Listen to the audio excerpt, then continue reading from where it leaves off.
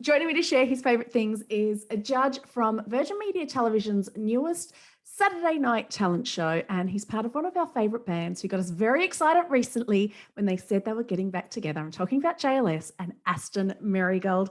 Aston, it is so cool to have you on the show. Thank you for having me. More so, yeah, good. It's great to see you back on our screens on The Big Deal. When this was first presented to you, did you actually really understand what it was all about? Yes and no. So yeah. It's definitely a question mark above the show. And I think everyone kind of has that when they kind of go, right, so the contestants come on, we get that, they audition. Then it's a bit like the judges and the panel kind of, converse and, oh yeah, we liked it or we didn't like it, whatever it may be, and put their vote in. But then it's a bit like, before anything that we say even matters, it's down to the auditionee to kind of go, well, do I want to carry on? Do I feel like that was a good audition? Do I want to take the money and run? Or do I want to go for the big 50K prize? It's like, it's brilliant. Like it's one of them shows where you're going, right, well, it's a talent game show. Yeah. Really, more so than anything else. Like it's, I suppose we've kind of seen both over the years and, talent shows, game shows, and kind of, everyone's been hooked on certain shows, but in terms of The Big Deal, it's a bit like, this is a great kind of fusion of two, heavyweight kind of concepts, and it's seemingly to work at the minute. So yeah. I love that we're getting to see so much Irish talent, but what I want to really know about is that judging panel. So much fun. Boy George, Lyra, Deirdre O'Kane. What was it like when the talent wasn't on the stage and you guys actually got to hang out? Do you know what? It wasn't as intimidating as it sounds. and that is said with the most amount of respect for all of them, because it's a bit like, as I said, they're some very, ridiculously talented people, all of them, and everyone's had their, I say let's call them career highs. Do you know what I mean? Some have been, legendary, but yeah, it wasn't as intimidating as it kind of should be on a panel. That's good. Which is brilliant, because there could have been egos flying all over the place. Well, this person's done this, I've done this, and this person's. But it was just like, yeah, cool. Well, let's just see kind of what talent we've got. This is going to be really fun. And it was a bit like, oh, this is actually going to be really fun. Like, it really didn't feel like any form of work at all. I mean, listen, it wasn't work for us. Do you know what I mean? It was, as I said, definitely was fun, but it wasn't hard. Yeah. I feel like it was really cool, really chill. And we just had honestly, we had a really big laugh, more so than anything else. And tell me about something that we're all so happy about. JLS getting back together. How does it feel the second time round?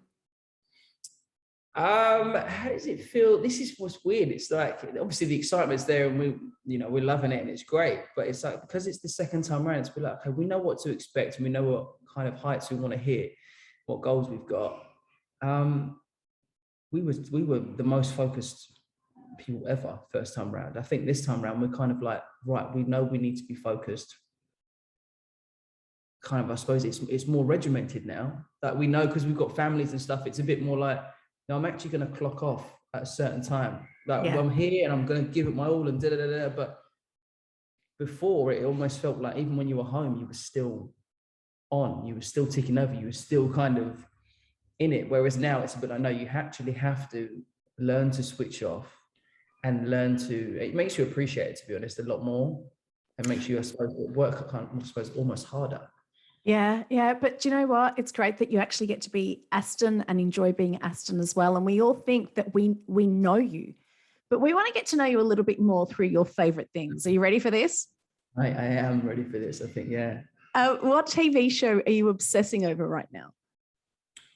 Right now, because this is the thing, it's right now, I'm a flipper. So I flip from show to show and I get obsessed with something. I'm a bit like, right, I'm in something and I could be 3 seasons in and something else sparks my mind. I go, I'll just leave that for a minute. I'll park that. I'll come back. You don't? I'm really bad. And sometimes I just never go back to a show. But if something can really hold my attention, and people are probably going to kill me for this, but Grey's Anatomy, I was a really late starter to this. And I was only a starter to this show because they played my song. That's a good reason. They were like, I think there was something like 14 series in or something like that. And my song was on there, and one of my friends was just like, you've never watched the show? Are you out of your mind? I was like, no, I've never watched it. Anyway, I watched it, and I'm just completely hooked. Like, I'm in. Yeah, but Aston, that, like, for someone who's a flipper, that's a big commitment. Like, it's 18, 19 seasons. This is it. This is why I'm like, okay, my usual, flipping of shows has kind of stopped at the minute. Like, as I said, I'm 6 series deep at the minute. Like, I'm in. So yeah, I'm fully in. I'm in. Yeah. So Grey's has got me. It's got me hooked. Wow. Do you have time to read books then, if it's all about Grey's at the moment? You know what? In terms of reading books, the last book I read was through lockdown, actually, and it was Jay Shetty's Think Like a Monk. Do you have a favourite film? I do have a favourite film. Well, I have 2 favourite films. You can mention them both. Go on. One that you go, oh yeah, that is a classic, and then the other one you kind of go, really? Because it's just, I just find it ridiculously hilarious. So that my favourite film, which I suppose I'm probably not allowed to have a favourite film, is Rush Hour 2. Not even the first one, the second one. The second one. Okay. Yeah. Rush Hour 2, for me, I was like, it's just, the sequel, well done. You did it. It wasn't supposed to be better, and it was. Yeah. But everyone kind of goes, Rush Hour, what? That's just like a film. That's not like a favourite film. That's a film. But then the film, I kind of go, okay, if I have to pick a film that's more of a classic, I always tend to go for Pursuit of Happiness. Oh, that's a nice one too. Yeah. And Aston, don't be letting people mock you for your film choices. Your all-time favourite. It's that thing of going, because I act as well. They're a bit like, no, you have to choose an actor film. Like, what one really? No, you don't. Favourite films are all about making us feel a certain way. And if Rush Hour 2 makes you feel happy and like having your comfort blanket around you, I do not judge. Okay, good. Perfect. I'm here for that. What song should everyone have on their pumped up playlist? On their pumped up playlist? Yeah. Well, their pumped up playlist has to be my song. Of course. Which one? That's 100% Emergency. That's like, and if they can't find that, well, then you just go, wow, Get Stupid's always a classic. So you can have that one.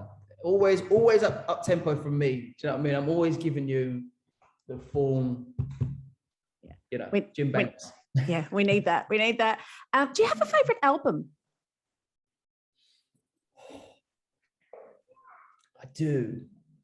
And again, it's one of them ones where I go, I shouldn't really be allowed to pick this. Yes, you are. Go on. Stop judging your choices. But this is probably more so for me. I shouldn't be able to pick it because I hate picking between these albums, but it's Michael Jackson's Dangerous. But someone agrees in the background. Somebody agrees. Are you coming? Yeah. Oh, hello. You say hi. What's your name? Hi. Yeah. Oh. He's got a star. Hi. Oh my God, he's gorgeous. Say hi. He's got a star. But yeah, Michael Jackson's Dangerous for me is like, it's just the one that I would play the most out of all of Michael's albums. And I'm like in terms of an artist, I'm a Michael Jackson super fan. Like, just the songs and just artistry is unreal. So yeah, Dangerous for me. A podcast you're listening to at the moment, or a favourite? Do you know what? Saying that, I'm actually stopped listening to them because I'm actually looking to create one. So it was more of the like. Yeah, it was more. Tell me more. Tell me more. It was more of the like sort of, what are my favourite things? I was like, I just love to talk to people, and like I do really enjoy a drink. And I really enjoy like my food. So I was just like, well, I'm just going to chat over drinks and food, really. It's going to be, so I've just kind of totally, just so I'm not pulled in any direction specifically, I'm like, oh, maybe just sit down, blank canvas, go for it. Like, what kind of comes to mind? So yeah, I have actually stopped listening to them. Yeah, so I'm going to stop listening to them as well. I want to know more about this. When's your podcast coming out? And who are you planning to have on it? Well, this is it. The plans are very big. But do you know what? You need to start big, because if you start small, forget about it. No, this is it. This is it. I mean, well, to be fair, I've got a whole panel of judges that can't get away from me. So that's probably good. That's probably a very good start where I go, you'll do. You legend. I'll have a bit of you. There you go. So that could be the first spring. Let's see. Yeah. So when do you have a date in mind, or is it just still in planning? No. So I'm still in full writing stage at the minute, where it's nice to, as you'll know yourself, it's nice to kind of just be at a blank sheet of paper or blank screen on the computer and just start reading off ideas. And I was just a bit like, it just makes sense that even last night I was literally sitting with friends that I haven't seen for a good few weeks, and just sitting there catching up, just having a drink, eating. I'm just like, this is it. And we just talk about the most random rubbish of, like, honestly, we could be talking about the most serious thing in life, like the pandemic. And then we'll start talking about Endgame, Avengers, like in the same sentence. Kind of sentence. And Yeah. we're going, it's not okay. Like, you can't, it's very entertaining. I'm sitting and I'm actually, like, everyone's cracking up at each other, and I'm just going, but how do you can't marry those two things together and be talking about the pandemic and... Yes, you can. Yes, you can, because that's our lives right now. But it is, and you're just kind of going, this is really weird. I'm sure it's really weird. It's going to be a really weird show that we'll put together, and I'm sure maybe one or two people might listen to it, and I'm happy to kind of just be... Yeah. I'll be part of that group. There you go. You're up to 3. I'm sure you're going to have more than that. Aston, what is an app that you can't live without? TikTok. Really? Yeah, my manager Pippa is going. Are you more into viewing, or are you more into posting, or both? It depends what type of week I've had. Okay. Yeah, it really depends what type of week I've had. You could catch me on a day where I'm just like, I'm not posting anything today. There could be 30 things in the drafts. Nah, I can't bother. Just... So then... Again, makes no sense, but... Who's your favorite account to follow on TikTok? Oh, I love an account called Caught Snacking. They're if you don't follow them, they're brilliant. Basically, it's if you love Gordon Ramsay. Yeah. It's not that. So the complete opposite. Yeah, kind of, yeah. It's just like, it's brilliant. Like, for instance, the other day it was a bit like, oh, the whole thing started, well, we're not 6 years old, so when you cut the crust off your bread, don't chuck them away. And he started making like cinnamon spiral rolls out of just he went, oh yeah, these are great for kids, boom. I was like, you've just changed the scope of sandwiches across the planet, and you don't even realize it. But you've taken the crust that kids hate, and you've now made it into something they go, oh, can I have one? Can I have one? I'm like, that was like this genius. It is. Anyway, I'm getting excited by it. But yeah. That's if they can get past you first. Like, there may not be any cinnamon rolls left. Well, that's what I'm saying. If there's any vanilla sugar on there, I'm telling you, it's a game changer. Yeah, my kids aren't allowed any. No, it's fine. And Aston, what can't you wait to do when the world fully reopens again? We'll tour the world, really. Yeah, like, it's nice that it's kind of all opening up over here, and we're getting to kind of, do shows again. And so the JLS tour is coming, which is great. But just to be able to perform all the way around the world would be amazing. Here in Dublin? Here in Dublin? It's literally, honestly, that arena, 3 arena,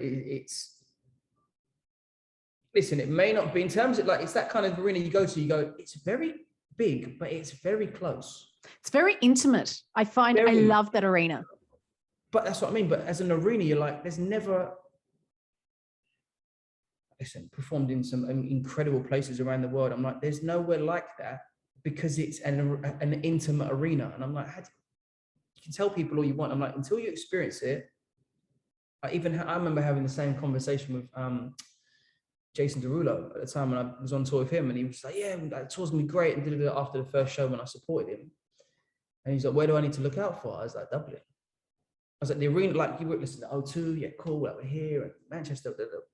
But he didn't understand and I was like, you won't understand it till you get like the intimacy of an arena. Yeah. Really feels like it's just a massive oversized theater. Like you have people here, you're like, wow, okay. And there's something about Irish crowds, like I can say it because I'm Australian. Even when I go to a gig and I'm in amongst an Irish crowd, they just get so into it. And now I'm thinking, I cannot wait until gigs get back because it's going to be at another level. 100%. But listen, you can say you're Australian, but when I did them shows as well. Yeah, we go off. It's a good run for their money. And I was like, it's always going to be a Dublin, an Irish crowd or a Scottish crowd. It's always been nuts. Yeah. I went to Australia and I was like, this is Jesus. Aston, I can't wait to see you and the boys again. And this is going to be cheesy, but getting my heart beating again. But in the meantime, sorry, I had to throw that in. Love it. In the meantime, we can watch you on Virgin Media Television Saturday night, 8:00 on The Big Deal. Indeed. Thank you. Thank you. So lovely to chat to you. You too. Thank you. It was really fun.